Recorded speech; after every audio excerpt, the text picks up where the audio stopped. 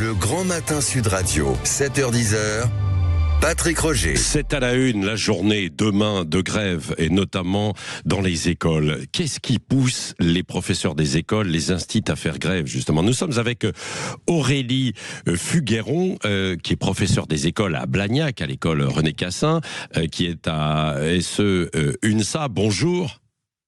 Bonjour. Merci d'être avec nous. Demain, je crois que vous, dans votre école primaire de Blagnac, là, il y aura 8 enseignants sur 9, donc la quasi-totalité des enseignants qui seront en grève, c'est ça? C'est ça, tout à fait. Pourquoi alors cette grève? Pourquoi ce mouvement? Alors déjà, faut savoir que depuis de plusieurs années, les salaires des enseignants sont gelés et on voit aucune perspective d'évolution. Donc c'est un petit peu rageant et on voit nos conditions de travail se dégrader fortement. Hausse des effectifs dans les classes, de plus en plus d'enfants en situation de handicap qui ne sont pas accompagnés. Et c'est vrai qu'on a un gros ras-le-bol par rapport à tout ça. Oui, c'est ça. C'est un manque de considération, alors, d'une façon générale. Non, peut-être pour vous, puisqu'il n'y a pas d'espoir de progression et puis qu'on ne s'occupe pas suffisamment de vous, alors que c'est particulièrement important, évidemment, le primaire, hein, pour les élèves. Exactement. En fait, on a l'impression que dès qu'il y a besoin de faire des économies ou de taper sur quelqu'un, on va taper sur nous parce qu'on est en vacances toutes les 7 semaines. Alors qu'on a quand même une mission qui est quand même prioritaire, c'est former la jeunesse et les futurs citoyens de demain. Donc en fait, on a besoin de moyens et on a besoin d'aide pour faire ce métier au mieux. Et on a de plus en plus de difficultés à le faire correctement. Oui, c'est ça. Combien touche, puisque vous avez parlé de rémunération, combien touche un professeur de primaire qui débute et puis après une vingtaine d'années peut-être de travail?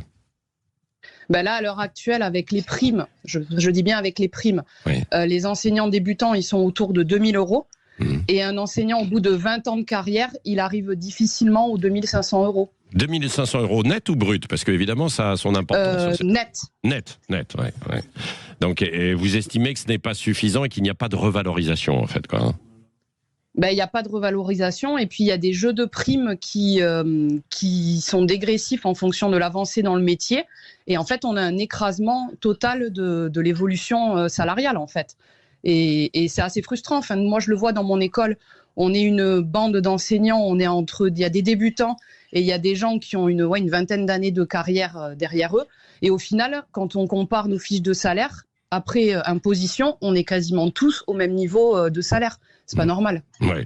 J'ai vu quand même que 90%, c'était une étude de l'INSA, hein, de votre syndicat, qui dit que 90% des personnels de l'éducation aiment leur métier, mais qu'il y en a près de la moitié maintenant qui ont quand même envie de changer de métier. C'est le cas? C'est ce que vous le constatez autour de vous? Je le constate autour de moi, que ce soit dans mon école ou dans mon entourage, puisque je connais quand même pas mal de profs. Et moi-même, je vous dis que certaines années, vu ce que je vis dans ma classe, je me pose des questions. Oui, c'est-à-dire, Aurélie Fugueron, ce que vous voyez dans votre classe? C'est-à-dire que ça m'est arrivé plusieurs fois d'avoir des élèves violents face à moi et de me retrouver totalement démunie face à ces enfants, avec des familles qui sont dans le déni de ce qui se passe dans la classe, et une institution qui me dit cet enfant doit venir à l'école, donc faites avec et puis faites au mieux. Oui. Sauf que quand vous vous levez le matin en vous demandant ce qui va vous arriver, au bout d'un moment vous vous dites oui, j'aime mon métier, mais est-ce que j'ai envie de continuer à travailler dans ces conditions? Oui.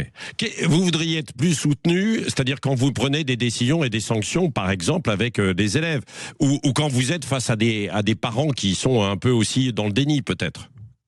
Exactement. Du soutien de la part de l'institution et des solutions surtout.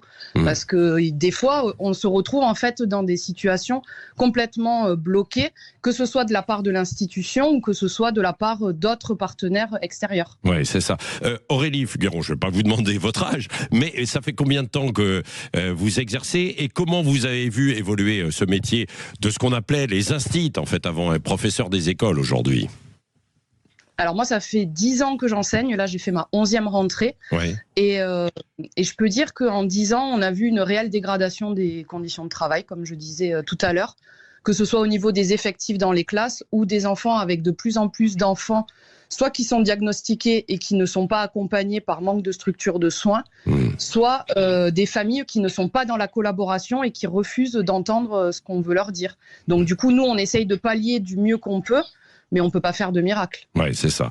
Bon, écoutez, à travers vos propos, on sent bien, en fait, ce qui ne va pas, quoi. Pourquoi demain, il y aura sans doute un tiers des professeurs des écoles en grève? C'est-à-dire, il y a un double malaise, quoi. À la fois parce que vous estimez qu'il n'y a pas suffisamment de revalorisation sur un plan salarial et que vous n'êtes pas suivi et que vous avez du mal à faire appliquer, tout simplement, votre métier, c'est-à-dire un peu de la fermeté et puis pour pouvoir bien enseigner, quoi.